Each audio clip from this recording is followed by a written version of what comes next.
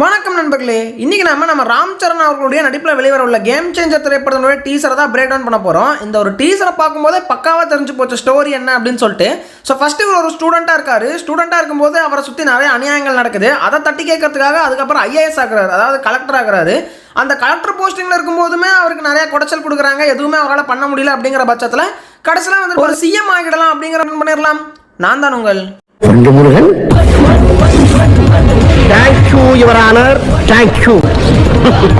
So first நம்ம ராம் சரண் அவரை வந்து பார்த்தீங்கன்னா ஒரு காலேஜ் ஸ்டூடெண்ட்டாக காட்டுறாங்க. ஸோ அவருடைய கனவு முழுக்கமே வந்து பார்த்தீங்கன்னா பேஸ்கெட் பால் பிளேயர் ஆகணும், பெரிய பேஸ்கெட் பால் பிளேயராக வரணும் அப்படிங்கிறது தான். ஸோ அவர் படிப்புலலாம் பெருசாக இன்ட்ரெஸ்ட் இல்லாமல் எப்போவுமே ஸ்போர்ட்ஸ்னு அலையக்கூடிய ஒரு ஸ்போர்ட்ஸ் பர்சனாக வந்து பார்த்தீங்கன்னா காட்டுறாங்க. தன்னுடைய கனவே பெரிய லெவலில் போயிட்டு பேஸ்கெட் பாலில் சாதிக்கணும் அப்படிங்கிறது தான். அப்படிப்பட்ட ஒரு ஸ்டூடெண்ட்டாக இருக்கக்கூடிய நம்ம ராம் அவர் வந்துட்டு பார்த்தீங்கன்னா ஹீரோயின் பின்னாலாம் சுற்றிக்கிட்டு ஜாலியாக தன்னுடைய வாழ்க்கையை வாழ்ந்துக்கிட்டு இருக்காரு. அப்படி இருக்கும்போது ஒரு கட்டத்தில் அவரோட கண் முன்னாடி ஒரு அநியாயம் நடக்குது. அது என்ன அப்படின்னா, இந்த மணல் கொள்ளையர்கள், அதாவது அந்த ஜேசிபிலாம் வச்சு மணலெல்லாம் அள்ளிட்டு போகிற மாதிரி ஒரு ஷாட் இருக்கும். ஸோ அப்போ நிறையா ஊர் மக்கள்லாம் நின்று ப்ரொட்டஸ்ட் பண்ணுற மாதிரியுமே ஒரு ஷாட் இருக்கும். ஸோ அப்போ வந்துட்டு பார்த்தீங்கன்னா அந்த ஊருக்கு வந்து ஒரு பிரச்சனை வருது அப்படிங்கிற விஷயத்த கேள்விப்படுறாரு நம்ம ராம்.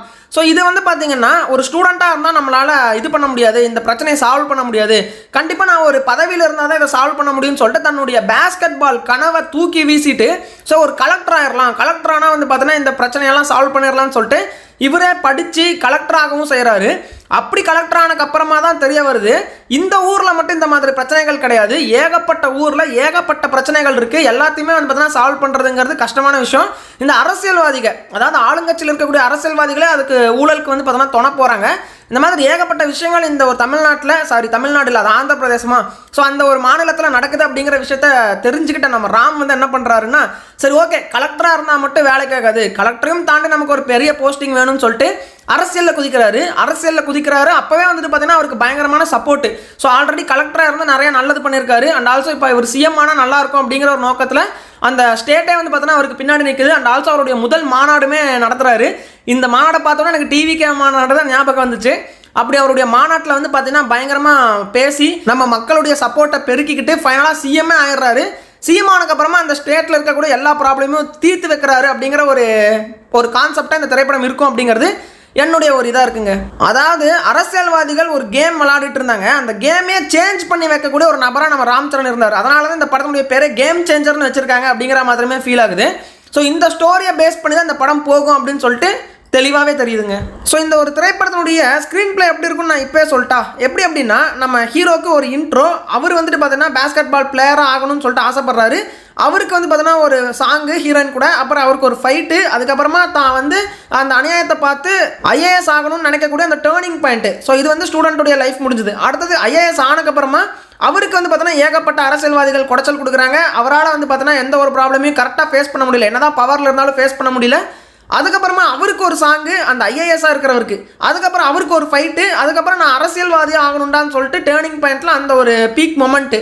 அரசியல்வாதி ஆனதுக்கப்புறமா மாநாட்டுக்கு அப்புறமா வந்துட்டு மறுபடியும் அந்த அரசியல்வாதிக்கு ஒரு சாங்கு, ஒரு ஃபைட்டு, அதுக்கப்புறமா வந்துட்டு சிஎம் ஆயிடுறாரு கடைசியில். இப்படி தான் வந்து பார்த்தீங்கன்னா இந்த திரைப்படத்தினுடைய ஸ்க்ரீன் பிளே இருக்குன்னு சொல்லிட்டு இப்போவே கிளியராக தெரியுதுங்க.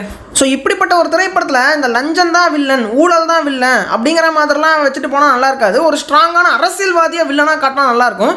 அப்படிப்பட்ட ஒரு அரசியல்வாதியாக நம்ம எஸ்ஜே சூர்யா அவர்களை காட்டுறாங்க. ஸோ இவர் தான் ஸ்ட்ராங்கான வில்லனான்னு சொல்லிட்டு படம் பார்த்தா தான் தெரியும்.